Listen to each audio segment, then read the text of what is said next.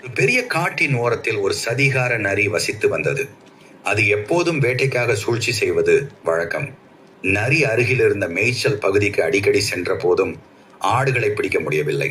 அவை எப்போதும் ஒன்றாக திரண்டு ஓடிவிடும். எப்படி இந்த ஆடுகளை ஏமாற்றி பிடிக்கலாம் என்று நரி யோசித்தது. ஒரு நாள் அது ஒரு இறந்த ஆட்டின் தோலை கண்டு உடனே அந்த தோலை அணிந்து கொண்டது. இப்போது யாரும் என்னை நரி என அடையாளம் காண முடியாது. எல்லோரும் என்னை ஒரு ஆட்டாகவே நினைத்து விடுவார்கள்.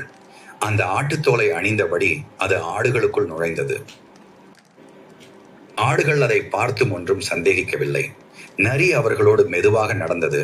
நேரம் பார்த்து ஒரு ஆட்டை குறிவைத்து இருட்டில் தாக்க திட்டமிட்டது. அந்த நேரத்தில் மேய்ச்சல் காவலன் அங்கு வந்தான். அவன் இரவுக்கு போஜனமாக ஒரு ஆட்டை பிடிக்க நினைத்தான்.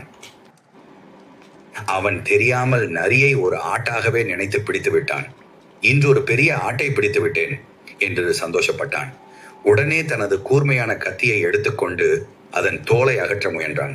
ஆ, நான் மாட்டிக்கொண்டேனே என்று பயத்தில் நரி கத்தியது. அது பதறி அலறியபடி அங்கிருந்து தப்பி ஓட்டம் பிடித்தது. நரியின் சூழ்ச்சி தோல்வியடைந்தது. இந்த மாதிரி ஏமாற்றி வேட்டையாட முயற்சிக்க கூடாது என்று அது நினைத்தது. கதை முடிவு: வெளிப்புற தோற்றத்தை நம்பக்கூடாது. அது ஏமாற்றக்கூடியதாக இருக்கலாம். சதிகள் செய்யும் நபர்கள் ஒரு நாள் தாங்களே அந்த துன்பத்தில் மாட்டிக்கொள்வார்கள்.